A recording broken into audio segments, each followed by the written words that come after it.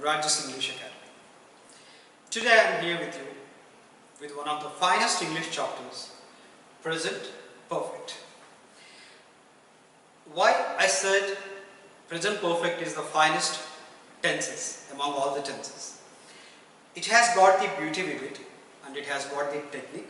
Only the traditional speakers, only the learned English speaker can use the Present Perfect tense very effectively. Present Perfect tense, usually everybody considers the Present Perfect is a present tense. I'm afraid Present Perfect is not a present tense. It also belongs to the past tense category. We have got 6 past tenses. One is the simple past, past continuous, past perfect continuous. Along with these 4, and we have got 2 more past tenses. One is called present perfect and other one is called present perfect continuous. With this description, with this definition, we are starting our class with present perfect. Present perfect, let's go to the structure of present. Before going to the structure of present perfect, let's go to the definition of present perfect and where, how, why we should use present perfect. Present perfect is also used to express a completed action. Like simple past, present perfect is also used to express a completed action. The only difference between present perfect and simple past is used to express a completed action absolutely in the past. It has no connection, it has no relevant connection, a timely connection with present. It absolutely belongs to past. But present perfect is also a completed action, but which has to be connected and which can be connected to the present. There are 4 important points, 4 important rules, but here we are going with the 3 important rules here, which can describe the present perfect. The first one, present perfect is used to express a finished action or event which is connected with the present. Present perfect, I repeat, present perfect is used to express an action or event which is connected with the past. It is a finished action, but it has connection with the present. For example, when somebody asks you about your breakfast, asks you about your having breakfast, based on the time of asking the questions, we can change the tense. If they ask you in the morning 8 o'clock, 8 o'clock is the breakfast time. As you know, 8 o'clock is the breakfast time. If somebody asks you whether you have your breakfast in the morning, they will use present perfect. Have you had your breakfast? If the same question is asked in the afternoon, at the lunchtime, then we should use simple past. Did you have your breakfast? These 2 actions, we are asking about a completed action, but when you ask the same question in the morning, so that is related or that is connected to present. And if the same question asked in the afternoon, that is no way connected to the present, it belongs to past. And here I am coming with an example. She has prepared breakfast for you. The first example, which can explain you the definition of present perfect, the first definition of present perfect better. She has prepared breakfast for you. Instead of using she prepared breakfast for you, I am using here she has prepared breakfast for you. That means the breakfast is ready. The breakfast is ready. It was not yet eaten. It was not yet eaten. The breakfast is ready. That's the reason I am using she has prepared breakfast for you. If the breakfast was already eaten, there I use she prepared breakfast for you. Or if the breakfast was wasted, was not eaten, and the time of having the breakfast was completed, there we say she prepared breakfast for you. When you use present perfect with the breakfast, that means the time is still on. She has prepared breakfast for you. That means the breakfast is ready. And another example which can define present perfect better. He has broken his leg. He has broken his leg. So the same expression can be used in simple past. He broke his leg. The difference between he has broken his leg and he broke his leg. When you express he has broken his leg, that means he still has a broken leg. His broken leg hasn't been yet cured. And if you say he broke his leg, that means his broken leg was already cured and he has a perfect leg now. Okay, so that is the first definition. The present perfect is used to express a finished action or event which is connected with the present. So to understand it better, to use this expression better, we use some words here which are connected to the recent, which are connected to the present time. Recently, lately, of late. The meaning for these three words is same. That means recently. So recently, lately, of late, and just now, just. So these are the words, these are the adverbs of time we use with this expression and this present perfect. And coming to this second definition, present perfect is also used to express finished action with expressions of time up to now. With expressions of time up to now. For example, I have waited for you so far. I have waited for you so far. In this sentence we can understand a particular person waited for you till now, or up to now, or up to time. Time up to now. I have never visited Taj Mahal. I have never visited the Taj Mahal. So in this expression you can understand the visitation has not taken place, time up to now or till now. So to give the expressions and to express the finished actions of time up to now, we use present perfect. And here the examples are explaining you better. Have you ever visited the Taj? In this question, we can understand up to now, have you visited the Taj?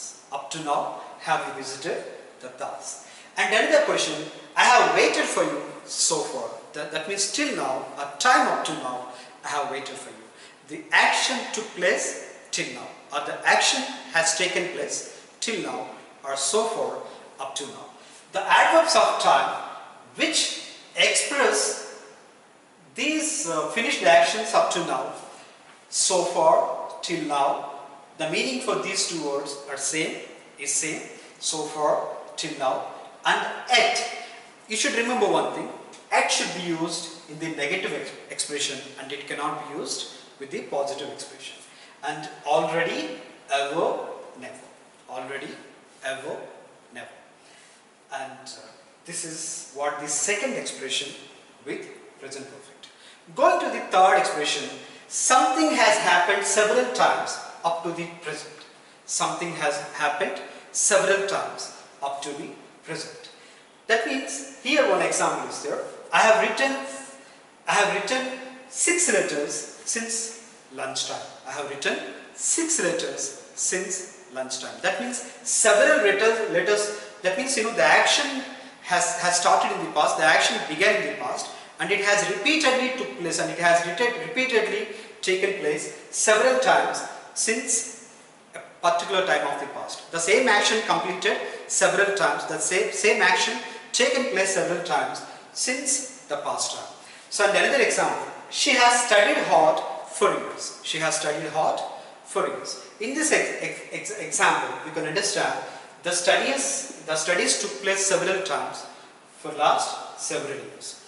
So to give better expression with this definition, we use since and for the preposition since and for before the time. As you know, the since is used before point of time to express the exact time of the past. That means when the action started. When the action started and the beginning point of time when the action started, we use since. For example, I have been waiting for you since Sunday. I have waited for you since Sunday. That means I have waited several times since Sunday. I have waited several times since Sunday. Here Sunday is the time when the action started.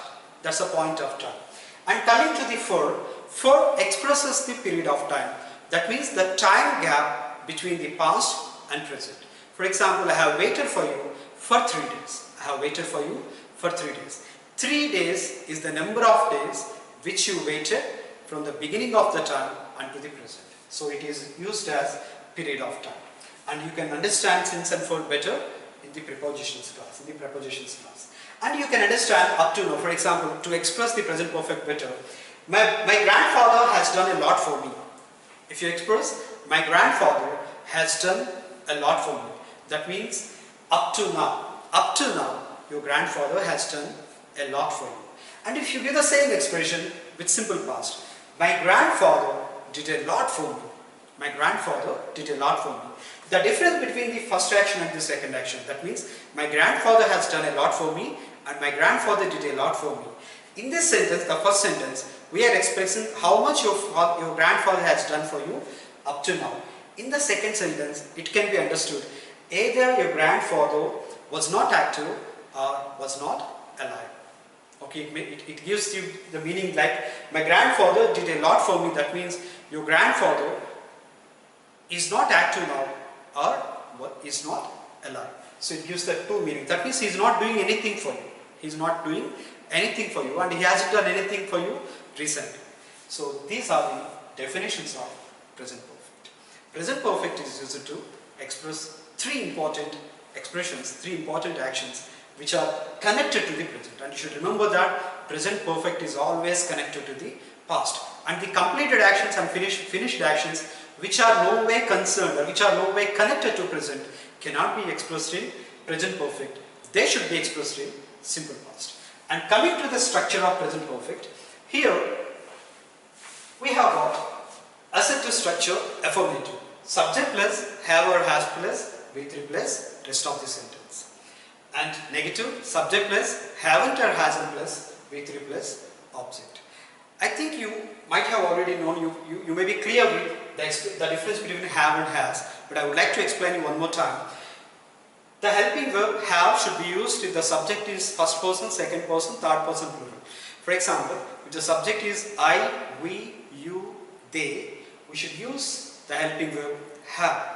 And if the subject is third person singular, that means he, she, it, or singular nouns like Ravi, Sheila, Raju, the verb agrees with the third person singular and it becomes has.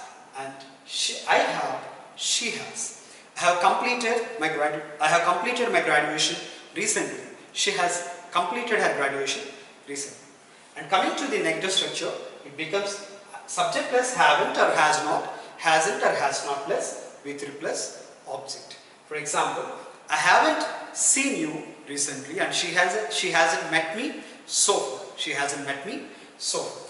And coming to the interrogation, as you have already seen that in the interrogative structures, have or has, haven't or hasn't plus subject plus V3 plus rest of the sentence. Have you ever visited my home? Have you ever visited my home? Have you ever consulted the doctor? Have you recently gone somewhere? Have you recently gone somewhere? Has she asked about you recently? Has she asked about you recently? Like, so haven't you met my father so far? Haven't you met my father so far? Hasn't she inaugurated the new building? Hasn't she inaugurated the new building yet?